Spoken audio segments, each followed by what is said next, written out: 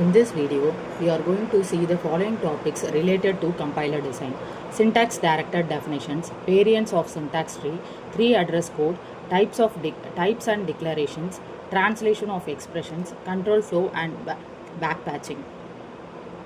Okay, we will see what is syntax directed definitions. It is shortly we can call it as SDD.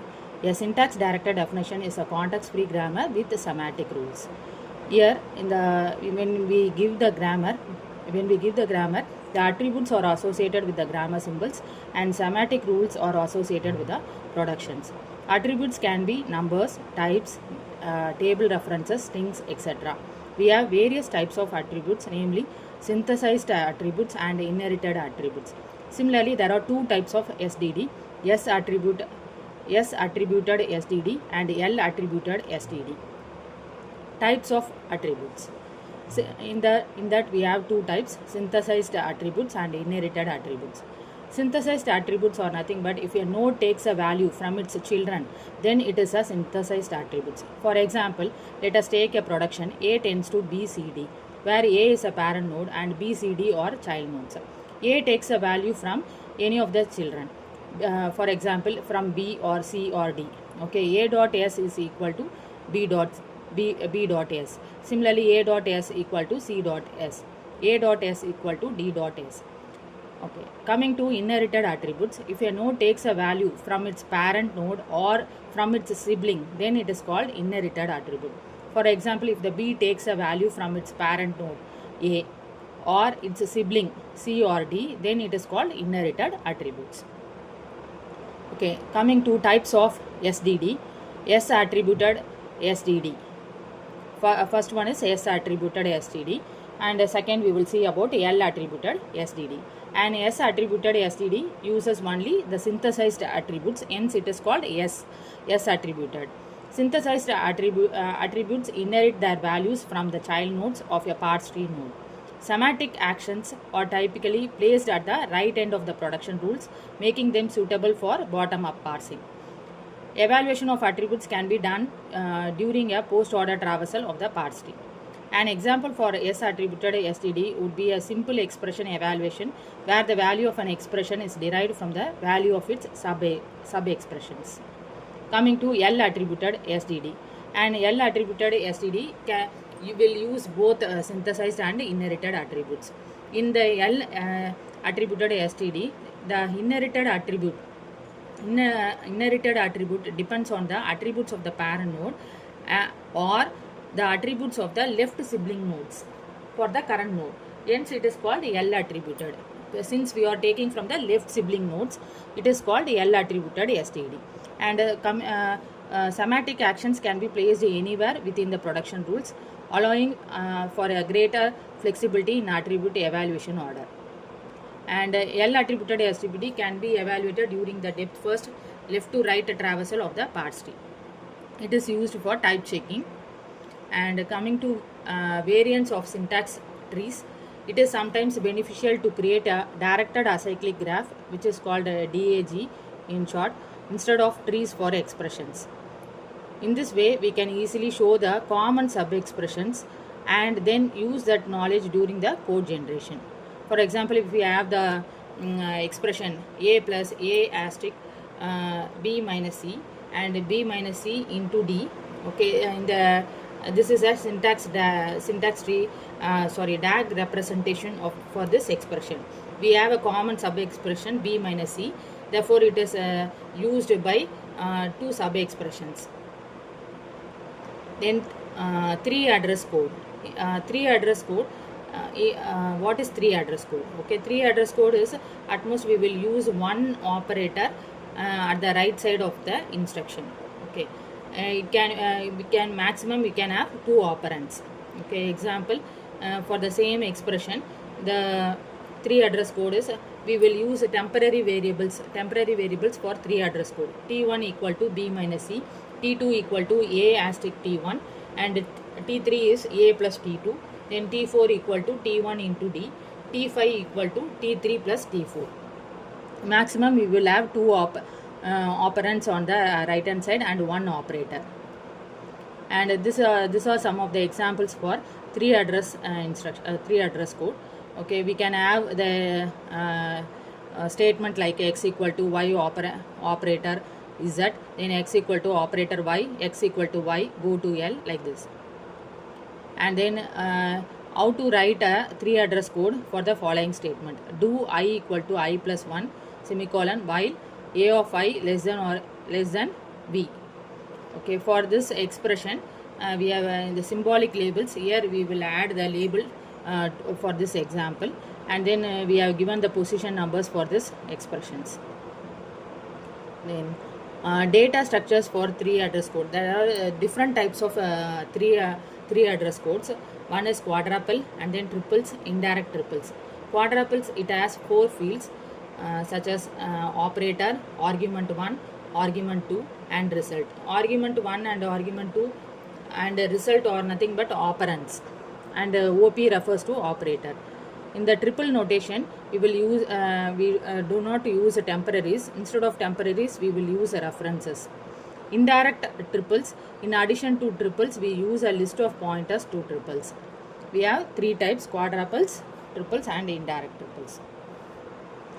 For example, let us take b asterisk minus c plus b asterisk minus c. Here for this 3 address code, we have given the 3 types of 3 address code: quadruples, triples, and indirect triples. In the quadruples, we can see the we have used the 4 fields: operator, argument 1, argument 2, result, and for that the representation is given. Similarly, for triples, instead of the temporary variable, we have used the references. In the argument 1 and argument 2, you can see the references are given within the parenthesis, and indirect triples, we have used the list of references additionally. Then types and declarations. In this topic, we will discuss type expressions, type equivalence, declarations, storage layout for local names. Type expressions, okay, which we will call as a types. A basic type is a type expression. Example: int, float, boolean, char, void is a we can call that as a type expression. Similarly, the name given after the type. Okay, for example, if we give int a, then a is a type name. Okay, which we can call it as a type expression. A type name is a type expression. For example, int a, here a is a type name. A type expression can be formed by applying the array type constructor to a number and type expression. Example: int a of 10 is also a type expression. Similarly, a record is a data structure with named fields. Then type expression can be formed by using a type constructor for function types. Similarly, if you have s and t or type expressions, then Cartesian product of s into t is a type expression. Type expression may contain variables whose values are type expressions. Then type equivalence. When do we say the two expressions are equivalent? Two expressions are structurally equivalent if both the expression contains the same basic type. Okay, for example, if you have 2 variables a and b, if we declare it of int type, then a and b are structurally equivalent. Similarly, they are formed by applying same constructor to structurally equivalent types. Okay, either it should satisfy the 2 conditions. 2 expressions are structurally equivalent if both expression contains the same type, same basic type, or it is formed by applying the same constructor to structurally equivalent types. Declarations. Consider the let us consider the grammar. Okay, d tends to t id, then d we have other values epsilon, then d is nothing but d, t, b, c or non-terminals. Okay, d is the non-terminal d is going to generate the sequence of declarations, and non-terminal t generates a basic array and record types. Non-terminal b generates one of the basic types, int and float, and non-terminal c is a component that generates strings of 0 or more integers, each integer surrounded by the brackets. Storage layout for the local names. Okay, here names refers to the identifiers or variables. For every variable, the type will be given, and we know for each type some width is allotted. Okay, here you are computing the types and widths for the variables. Okay, for example, if we take a production T tends to BC, then for that you have to give what is a type. Okay, for example, T equal to B dot type and width is going to be B dot width.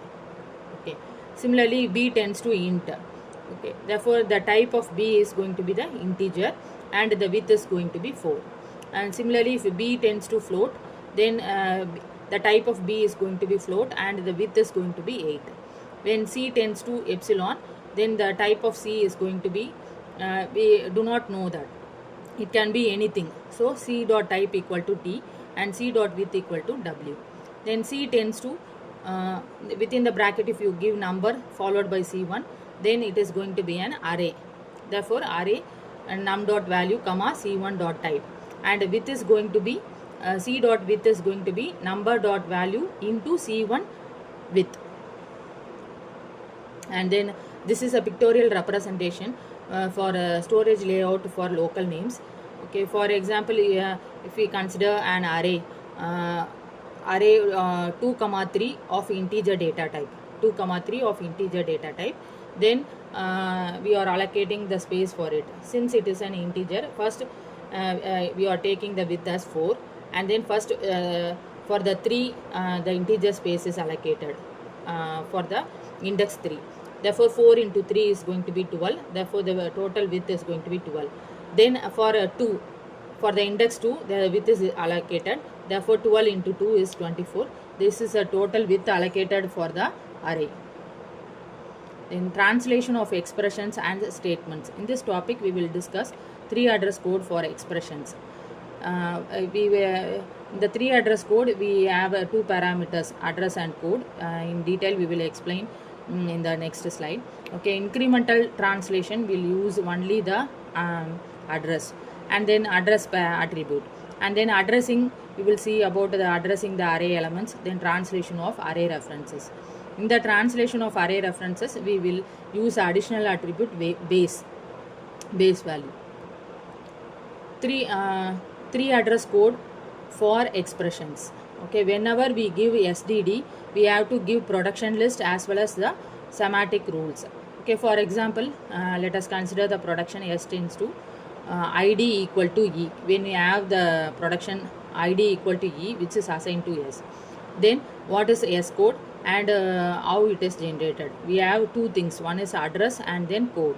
We have 2 attributes for each production. Then S dot code is nothing but E dot code, and then E dot address will be assigned to the ID. Okay, therefore it will be E dot address will be stored in ID dot lexing. Okay, therefore we are using a generate function, generate top dot get ID dot lexim equal to E dot address. Okay, coming to the second production, E tends to E1 plus E2. Here a temporary variable will be allocated. For example, in the 3 address code, we will use a temporary variable for the expression E1 plus E2. Hence, we are using the new temp function here. Okay, therefore, new temp function, T1 variable is assigned to E dot address. Then E dot code is nothing but E1 dot code or concatenated, or it is concatenated with E2 dot code. Then we are generating the address of E. Okay, with the help of E1 and E2. Similarly, if we have the expression E tends to minus E1, then again we are using a temporary variable, and that is stored in E dot address. Then E dot code is going to be E1 dot code, and the minus E1 address is assigned to E dot address. Then next expression is E tends to, within parenthesis we have E1. Therefore E1 address is assigned to E dot address. Then E1 dot code is assigned to E dot code. Then the last production, E tends to ID. Okay, for ID we have to fetch the value of ID. Therefore we are using the function top dot get ID dot lexim, which is assigned to E dot address. Then E dot code is going to be nothing. Incremental translation, we have the productions and then semantic rules. The semantic rules is going to be the same as we discussed earlier, but we don't have the code attribute. Here we will use only the address attribute. and then addressing the array elements. The addressing the array, okay, we have to, for each and every array we have to allocate the space. For each and every element in the array we have to allocate the space, and if it is of integer data type we have to allocate the width accordingly, depending upon the types of the variable. Here there are two types of array, row major array and then column major. If it is a row major, then we allocate space, initial spaces are allocated for the first row, and then the next space is allocated for the second row. If it is a column major, then the initial space is allocated for the first column, then for second column, then for third column. Then translation of array references will use 3 synthesized attributes. Okay, for every non-terminal we'll use 3 synthesized attributes. Earlier we have used address and code attribute. Here we will be using address, array and type attributes. Okay, here semantic actions for array reference. Here we have the productions, we have given the listed the productions on the left hand side, and the corresponding semantic rules is given for each and every production. For example, S tends to id equal to e. We have already seen this production. E dot address is assigned to the id dot lexing. Similarly, L equal to e. For that we need to know the base address. Since L is going to be an array, we should know the base address. Therefore, E dot address is assigned to the L dot address, and we should know the base also, base value. L dot address dot base of L dot address. Okay, similarly for id, L, okay, and then L tends to id of E. Therefore, here we have used all the attributes array, type and address. Okay, L dot array is going to be id. Okay, and then L dot type is going to be L dot array dot type dot element. Then L dot address is going to be a new temp function. Okay, and then we are going to calculate the total width. Okay, L dot address is going to be E dot address into L dot type dot width.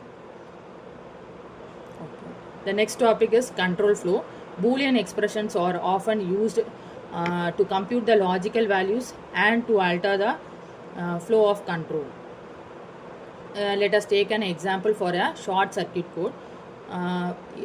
This is for example, if x is less than 100 or x greater than 200 and x not equal to y, then we will execute. If the condition is true, then we will execute the statement x equal to 0.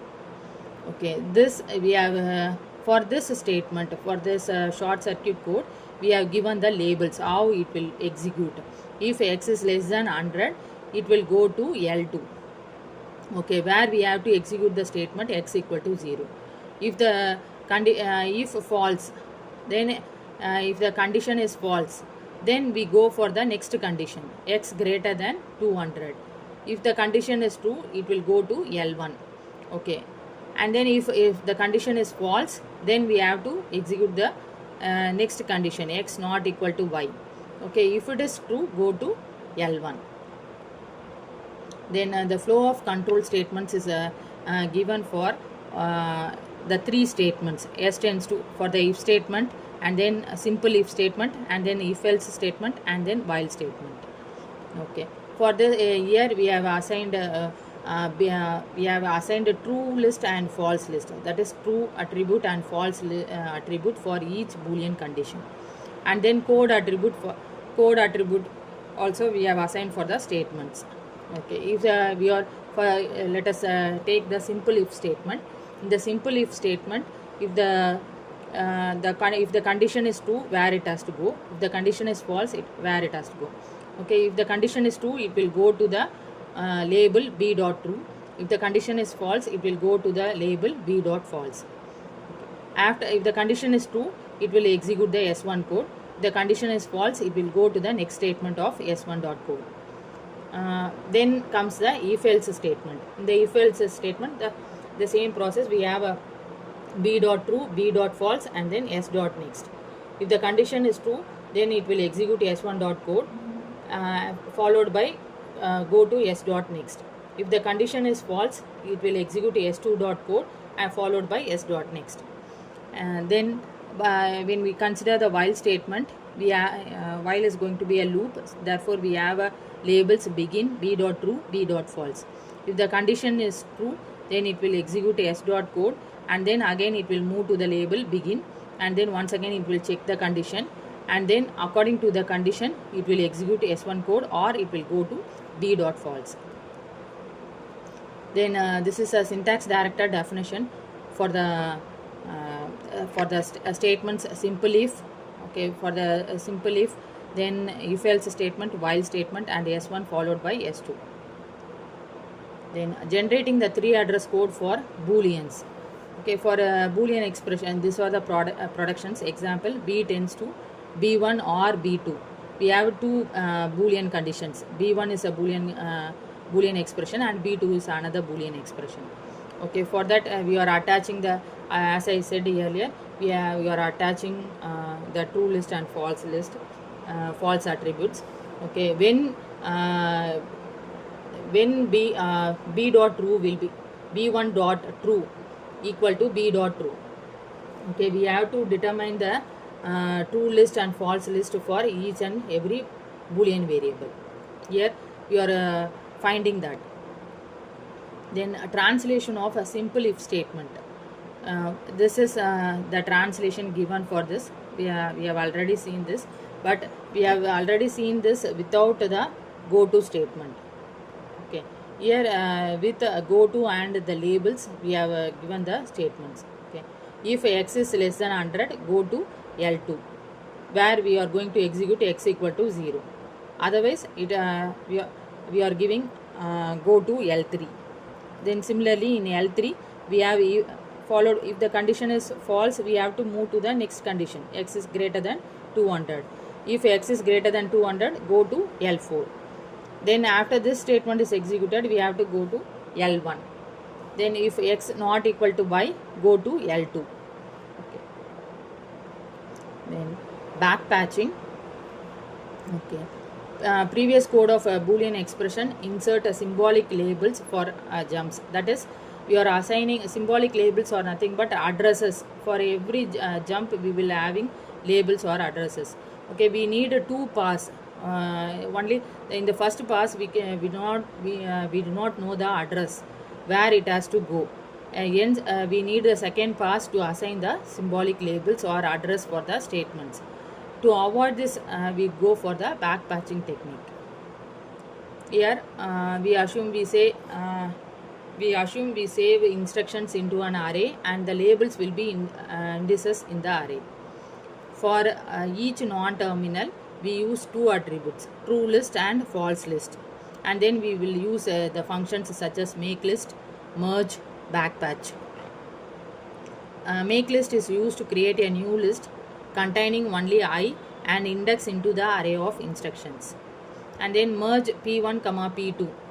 It is used to concatenate the list pointed by p1 and p2 and returns a pointer to the concatenated list. Backpatch p comma I. This function is used to insert I as a target label for each of the instruction on the list pointed to by p. Okay, this is a we have given the productions on the left hand side, and the right side we have the semantic rules. Okay, backpatching for boolean expressions. Okay, b tends to b1, or then we have added marker for the boolean expression. M is going to act as a marker, M followed by b2. Okay, for that we have used the functions. Okay, backpatch b1 dot false list comma m dot instruction. Here what we are saying is we are using the backpatch statement. Okay, here we have to give 2 parameters. The backpatch will have 2 parameters, p comma I. Okay, we have to where what will be the value of backpatch. Okay, and then in the b dot true list. Okay, the true list depends on both true list b of true depends on both b1 boolean both the boolean expression b1 and b2.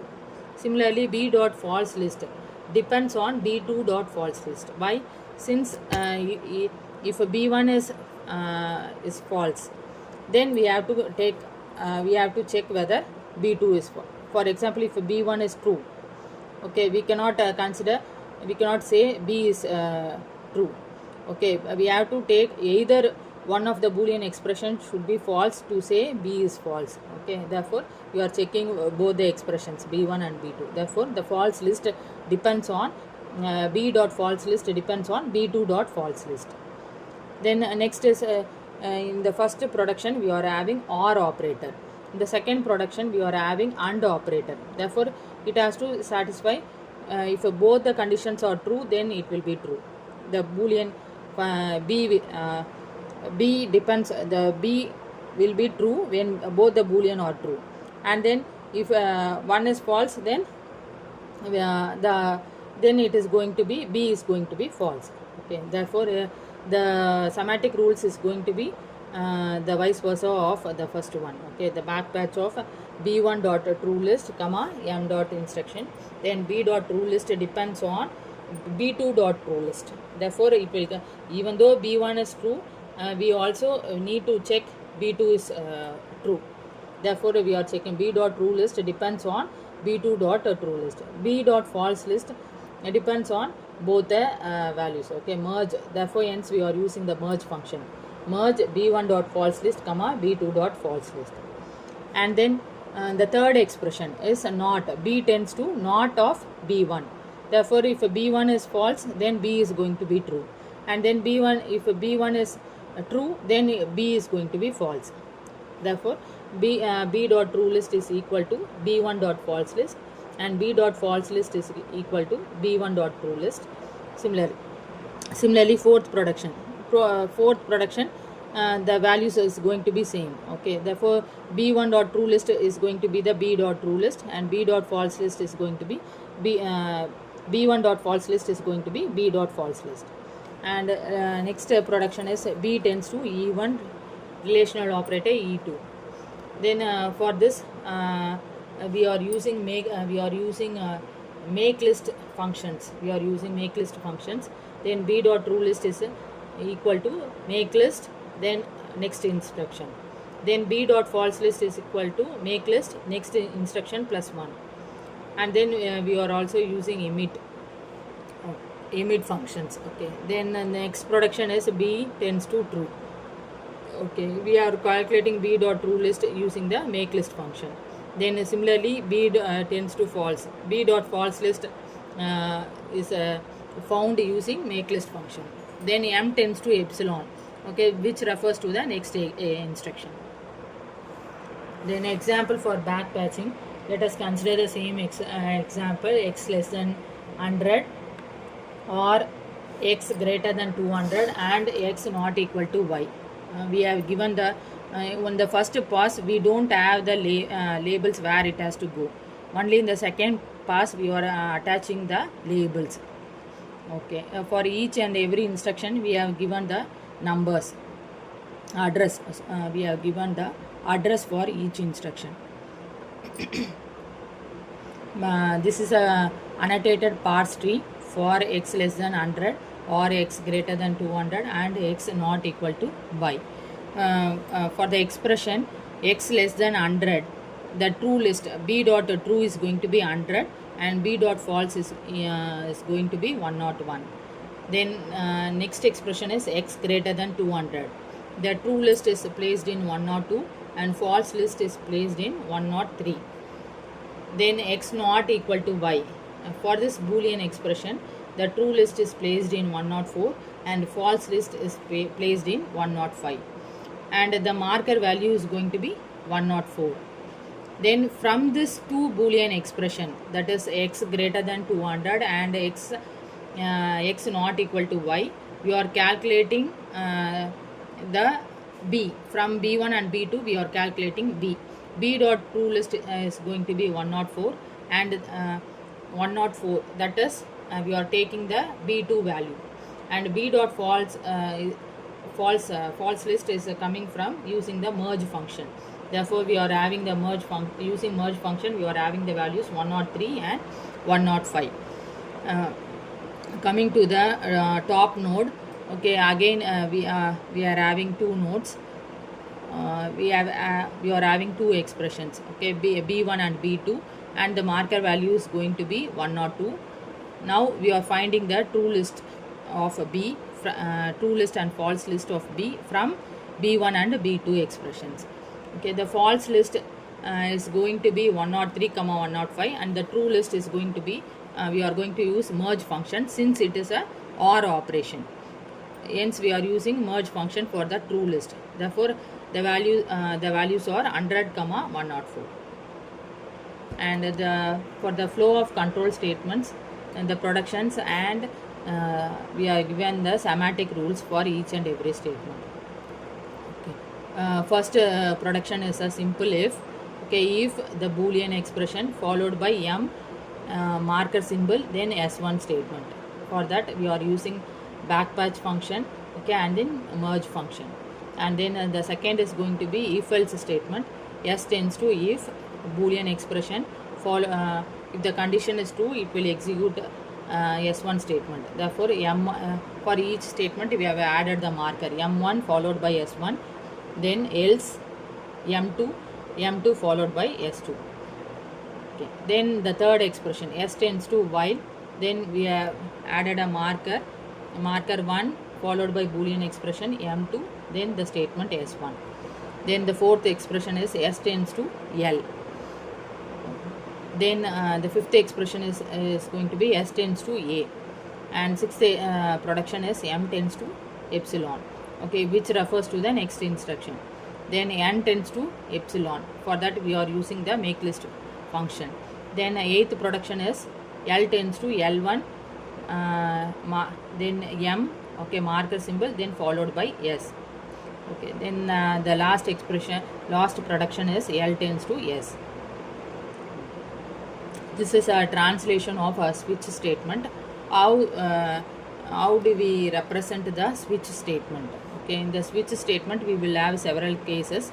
If we will evaluate the expression E, then we will have several cases, and each case we will have an expression or value.